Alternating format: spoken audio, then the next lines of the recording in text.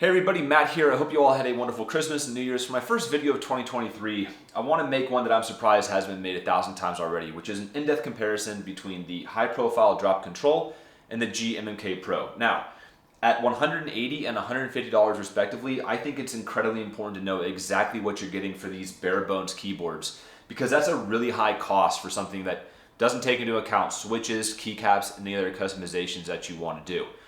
With that in mind, I definitely plan on this being a bit of a longer video compared to my regular ones, so if you want to skip around, here's how it's going to go. First off, as always, I'm going to start it with my general summary and conclusion, just in case you don't want to end up watching the entire thing. Then I'm going to go into the physical differences between the two. I'm actually going to break them down so that you can see exactly what's inside of them and what you get in the box. I'm going to go over the software and the lighting, and then just kind of wrap it all up with my general conclusions. Now, as always, here are my final thoughts for those of you who don't want to watch the entire thing. I've had the drop control since April of 2021 and the GMMK Pro since November of 22.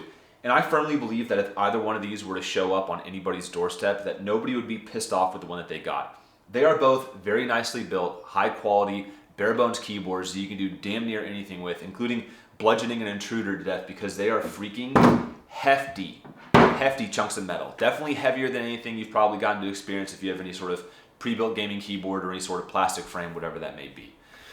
With a little bit of time and energy, you can make a keyboard that is incredibly satisfying to type on, sounds amazing, but more importantly, is amazing to you, because just like PCs, yes, other people might have the exact same components, but if you're the one who puts in the legwork, customizes it the way that you want to, I think you'll be very satisfied with either one of these if you decide to make a build out of those bare bones components. Personally, I like the GMMK Pro a little bit more for a couple of reasons. First off, it definitely feels a bit more complete right out of the box than the drop control. All right. All I had to do to get it to a point that I love is swap out the metal top plate that came pre-installed with a polycarbonate one. On the drop control, on the other hand, I had to purchase layers of foam from a third-party website, and then I had to swap out the stabilizers, which the default ones are absolutely shit, in my personal opinion. I know a lot of people in the past have complained about the GMMK Pro having over-lubed stabilizers from the factory, causing them to stick, but I don't know if they've fixed that or what, but the one that I got, I've had absolutely zero problems with in any way, shape, or form. Second, I like the fact that the GMMK Pro comes with actual usable software instead of solely relying on QMK. I think it's kind of crappy that at the time that I bought it, a $220 bare bones keyboard didn't come with any usable software, right? QMK, I'm sure people can learn how to use, and maybe you can rip on me and say that I'm too dumb or just too lazy to learn how to use it, but I have no use for it. I didn't think that it was intuitive or easy to use whatsoever, and so I do like the fact that at least with the GMMK Pro, you get some usable, workable software, right? If you want to change what keys do, which is not necessarily going to happen, but change your lighting, whatever it may be, it's a lot simpler to do that with actual software. It does support QMK as well, but it's just not something that I have any interest in using. Don't let that be a deal breaker if you have your heart set and wanted to buy a drop control, because I actually found that the lighting presets and just kind of the functions in general on it that you can do without having to get into QMK are more than adequate, right? I used this thing for well over a year and a half, no issues, no complaints. It just would have been nice if it had some usable software, right? The third thing that I like about the GMMK Pro is its form factor, and that's not something that you can hold against the drop control, right? Drop offers a full-size 10 keyless and compact version of their high-profile boards, okay? Just because they don't make a 75% one isn't something that you can knock them for, right? None of this is to say, though, that the drop control doesn't do some things better, okay? I love the aesthetic of this keyboard. I like the rounded edges. I like the lighting, the diffuser plate that goes all the way around. I like the fact that, and this might be difficult to see, but hopefully you can, I like the fact that it's actually a little bit more high profile than the GMMK Pro, so that the keycaps sit just a little bit deeper in there. But most importantly, I like how easy this thing is to work with. Miles and miles easier to work with than the GMMK Pro, all right? When it comes to breaking it down, when it comes to swapping out your stabilizers, customizing it, whatever it may be, this is just a lot easier. And I'll get into that in just a little bit. But I found that this is significantly simpler to work with. Make no mistake, both of these keyboards have their pros and their cons, but on both of them, the good definitely outweighs the bad. If I had to pick one, I would probably say get the GMMK Pro, simply due to the fact that it's a little bit more complete and easier to use right out of the box, all right? With the drop control, to get it to a place that I think is acceptable, you're definitely gonna have to incur some extra expenses, whereas you don't necessarily have to do that with the GMMK Pro. Please try to remember though that this is just one man's opinion, all right? I'm sure that there are a massive amount of differing opinions on this, right? As to whether or not QMK is better than actual software, whatever it may be. But yeah, I love the GMMK Pro. I'm glad I finally decided to buy it. But yeah, let's go ahead and get into the video. Again, I bought both of these with my own money. I look at my subscriber count, right? No one's fucking paying me for reviews yet, so I have zero reason to bullshit you guys because I'm trying to make money off of either one of these, right? Let's go ahead and hop into it. So now that the little summary is over, let's get into the nitty-gritty in terms of the differences and similarities between the two of them. Now, like I mentioned before, both of these are just hunks of metal, so on the surface they are relatively similar. Fully loaded, they each weigh about 5 pounds. The drop control obviously is a little bit heavier due to its form factor and additional material, but they are just hefty. Each one, they remind me of that line from Jurassic Park. Are they heavy? Yeah. Then they're expensive. Put them back. And make no mistake, because they are expensive. You will probably end up spending a decent amount more than the actual cost when you customize these to your liking, right? I'm talking about buying switches, lubing them if you want to, getting a nice set of keycaps, adding foam to your drop control, changing out the stabilizers, whatever it may be, right? You're gonna definitely invest some time and money into these when you're making them your own. Altogether, I've probably spent roughly $600 on the two of them combined. And I'll put a list up on the screen right now of where my costs have come from. Now, does that mean that I feel like I've wasted my money on these? No, not at all. I mean, I love what I have. I use the GMMK Pro for gaming and the drop control for work. I can interchange them however I want to, but yeah, I'm still gonna get plenty of use and mileage out of both of these. Now, in terms of exterior features, both of these use USB-C ports, which is nice, but the drop control has two of them, one on either corner, whereas the GMMK Pro just has the one in the center. Now, I definitely like the drop control in this regard simply due to the fact that it's a little bit more versatile. So if you have a monitor sitting in the center of your desk, right, you can have the cables running to the side of it versus straight down the middle and interfering with it. Or if you decide to use a coiled cable, I think it just looks better to have that coiled cable coming into the center and then moving out versus on the GMMK Pro, it going down on either side. It really, this is all like personal preference, up to you, but I do like that fact that it has both because I've used both sides depending on what I needed, right? In terms of the lighting aesthetics, right, and I'll get into the actual software like lighting profiles and all that stuff you can do a little bit later in the video, but I like these diffuser plates that both of these come pre-installed with. I think it does add to the kind of premium look of each one, and it's a little bit unique. I like the fact that the drop control has the one that goes all the way around the edge. Some people might find it gaudy, but again, I feel like any kind of additional lighting is going to be a purely subjective thing. I might like it, you might hate it, totally understandable, right? On the GMMK Pro, definitely a bit more subtle with it only being here on the side. But the good thing to note, to not discourage anyone from just buying either one of these because of stuff like that, they make it incredibly easy to turn that stuff off. On the drop control, all you have to do is hit Function Z. You turn that bottom diffuser off. You can hit it again to only have it on, right? Or you can hit it again to turn all the lights off. Whereas on the GMMK Pro, you just have to hit Function 1, and you'll turn the side diffusers off. Same thing here, you can turn off the keys and only have the diffusers on. But yeah, both of these, I'll put those up on the screen here. Both of these come with a great list of functions pre-built in that you can do. So you don't technically have to have any software in order to operate those, and I'll get more in depth later in the video. The GMMK Pro does come with this programmable knob, which I like.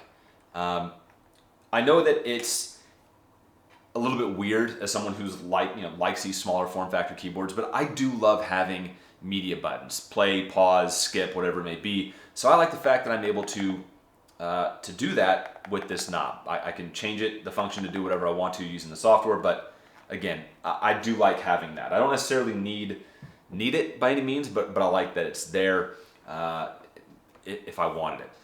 Some things to notice here, and this might be just incredibly stupid if you're coming from or if you already are very familiar with mechanical keyboards, but if you're coming from a full-size or 10 keyless keyboard, for years you've been used to F1 being directly above the 2 key. That's not going to be the case here, right? They've had to kind of squish in the function row up top. So again, this isn't like a big point, it's just a point that I'm making. But the second thing that is a little bit bigger is that you're going to need a specialty keycap set for a 75% keyboard, simply due to the fact that over here, your Shift, Alt function control, and these keys down the side here require different layout keycaps than what you would normally pick with one of these. So like this keycap set, this would work for a full-size keyboard, for a compact keyboard, whatever. But when you go to this kind of specialty form factor, the same thing with the GMMK 2, where you've got a 96% size keyboard. Just make sure you look out online whenever you decide to buy a keycap set that is the correct one for that keyboard, right? So last thing I want to mention before I kind of start breaking these down, both of these sit flat on your desk, right? There are no, Jesus, sorry, I have a ton of stickers on the back of them. I couldn't find a place to put stickers, so I started sticking on the back of the keyboard. But there are no adjustable feet on either one of these, right? So what you see is what you get. But it's perfect. I have zero complaints whatsoever about the angle, the height of these. It doesn't interfere with anything, and it's kind of the level that I would have an adjustable keyboard set at anyways. So now I'm going to go ahead and get the keycaps and switches off and start breaking these down to show you all the internals. All right, so now that I've got the switches and keycaps off, there's a couple things I want to show y'all before I keep breaking these down any further. The first thing is going to be the difference in the stabilizer. So the Drop Control has plate-mounted stabilizers, which, like it sounds, are just stabilizers that are mounted directly on the plate versus being PCB mounted, which is screwed into the actual PCB. What that means is that if you want to swap out stabilizers on this, it is incredibly simple. You can literally pop them out and remove them without needing any screwdrivers or tools. You literally just have to pop them out, all right? And you can edit them, mod them, swap them out, whatever you want to do. The only thing that you might have to note is that if for some reason you do decide to add a layer of foam in yours, right, you might not be able to get that space bar out anymore if there's some foam there. So just something to note, right? Not that huge of a deal. This next part, some of y'all might watch and be like, okay, I'm done listening to this guy. Obviously, he's a fucking idiot. What is he doing? And the answer is I'm proving a point, all right?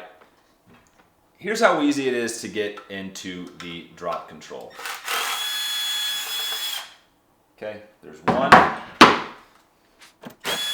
2, 3, 4, 5, 6, 7, 8. Okay, 8 screws sitting right here. They're this size, right? So they're, oh, come on, focus. It's hard to focus on that. Damn it all. It's a good size screw, okay? But that's it, okay? And I'm in, broken down. Got your bottom plate right here. Got your LED diffuser, okay? You've got your PCB, which comes out nice and easily, right? Got your 2 USB-Cs right up there, okay? And then you've got on mine where I went in and I added in this layer of foam, okay? Might be a little bit difficult to see, but that's all it was. I ordered mine from, as goofy as it sounds, MK Ultra. MK Ultra was the name of the brand I ordered mine from. It comes, all you have to do is, like using an X-Acto, cut it out so that it can fit with these metal grooves that go along it, and you are in business. So, yeah. So there's the entire breakdown of the Drop Control. And that's what I mean by it's incredibly easy to work with. Nothing to unplug. Once the screws are out, you're in business, okay?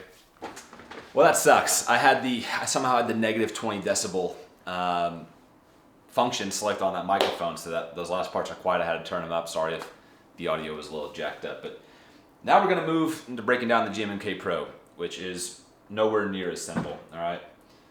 What am I doing? Jesus.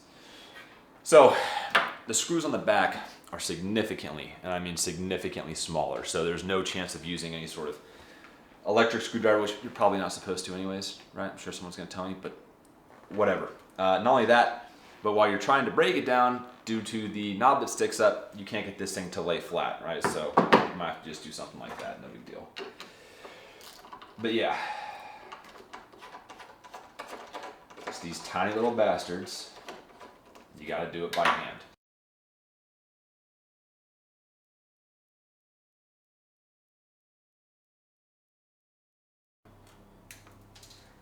Motherfucker.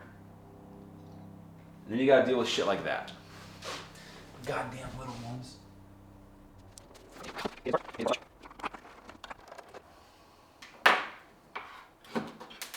After you get the 8 screws out on the back side, you can go ahead and remove the top of the case.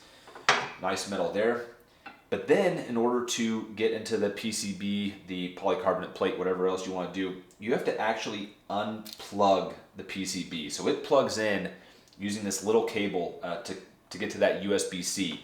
Whereas, as you can tell on the drop control, it's directly on the PCB, those USB-C ports, which I think is a lot nicer than this solution, simply due to the fact that when you go to reassemble this and plug everything back together, you have got to make sure that you align this thing perfectly. Otherwise, as you go to screw it in, you'll notice a significant resistance on this side of the board. And I don't know if doing it incorrectly could cause damage to the board or anything like that, but the very first time I took it apart, that was one of the things I noticed, right? So right here, you have your PCB, a layer of foam, and right here is the polycarbonate top plate, all right? If the 8 screws on the back of this weren't enough, well, we got more. If you want to swap out the stabilizers on this, all right, you now get to take apart 2 screws per stabilizer, but there's more. See these silver screws here?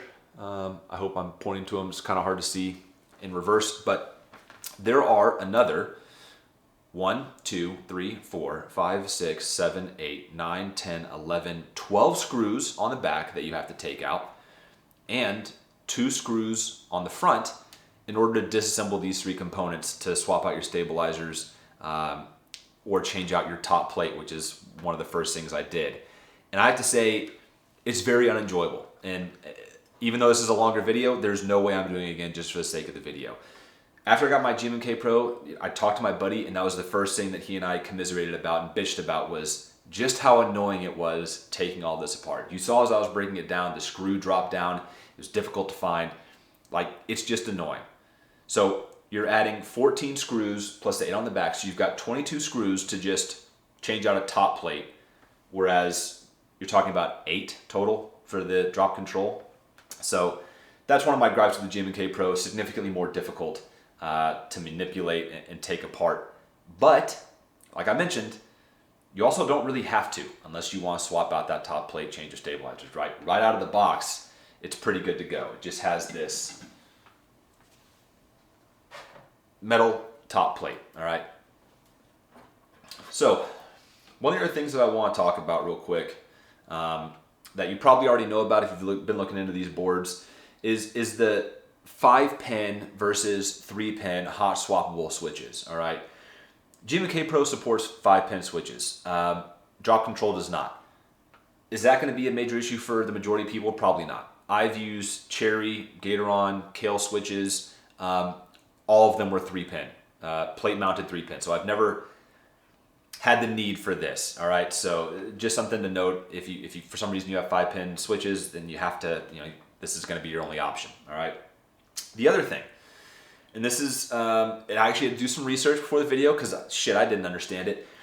On the drop control, you have north-facing LEDs. On the GMMK Pro, you have south-facing LEDs. Now, the Google explanation that I got was basically that if you have non-shine-through keycaps, south-facing LEDs do a better job of illuminating the keyboard still, whereas north-facing, they don't. So basically, and again, just my elementary understanding, but basically the spaces in between, like the keys that you can see, it just shines through better with south-facing, I think. Don't crucify me, please, in the comments, but that's what I read.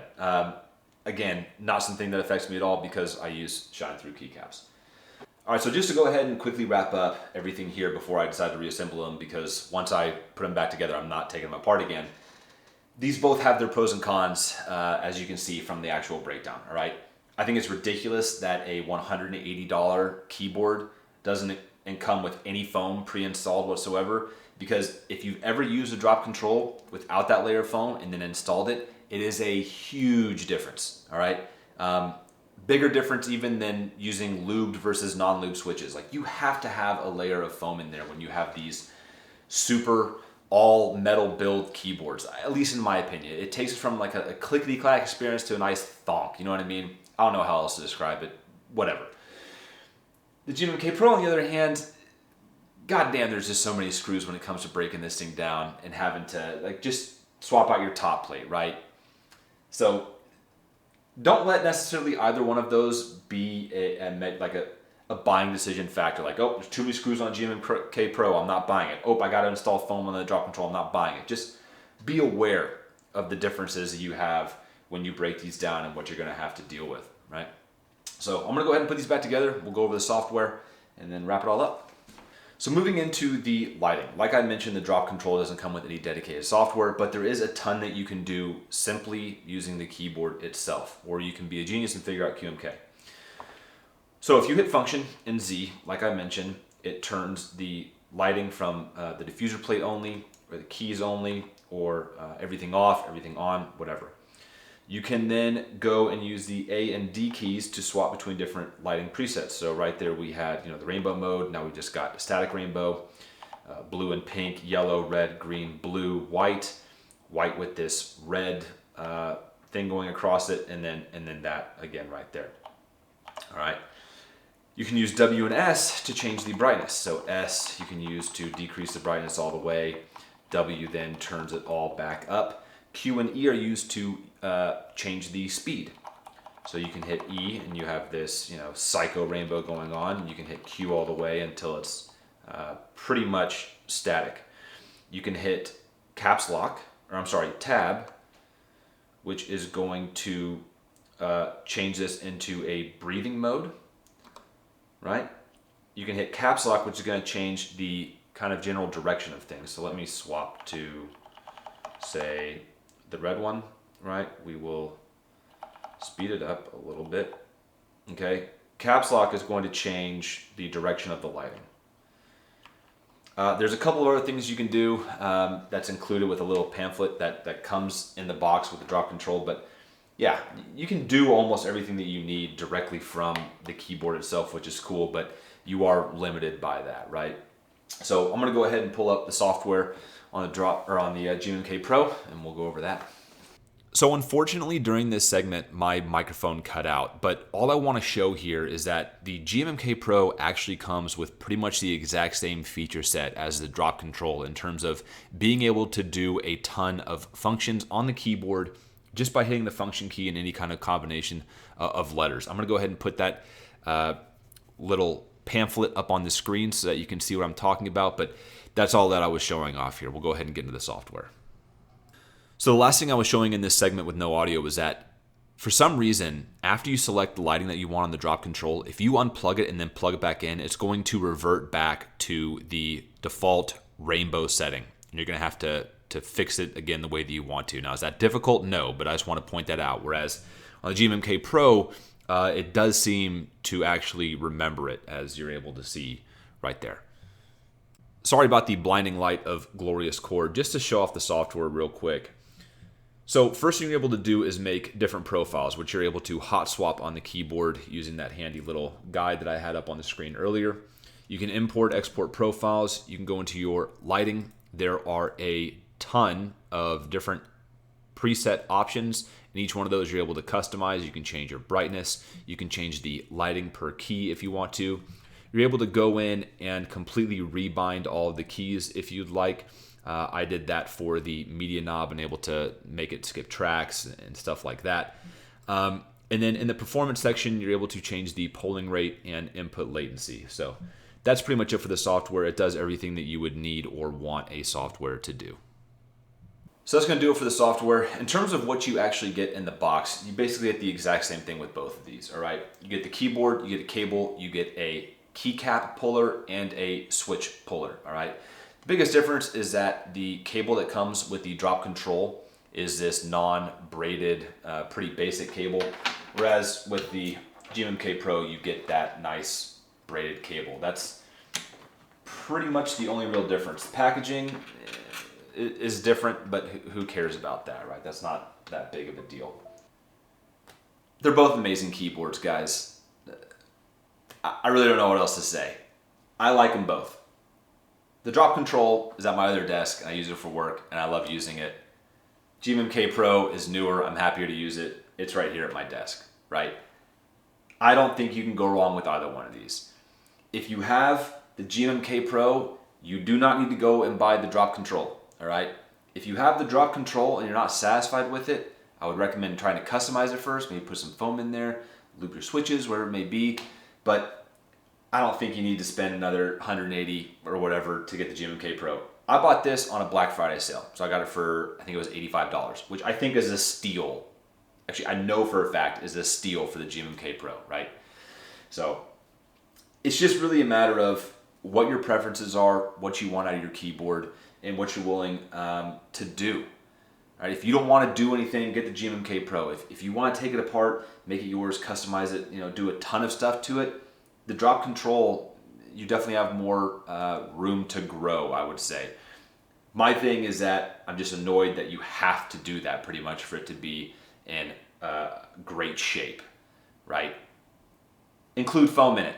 Drop. It's fucked up, man. $180 and you don't include it, but the $150 keyboard includes more. I don't know. So that's basically gonna do it for the video. I pray to God that it was informative and helpful for some of y'all who are out there trying to make a purchasing decision. If you have any questions, comments, concerns, leave them in the section below. Thank y'all very much for taking the time out of your day to watch this video. Hope you have a wonderful year, and I will talk to you soon.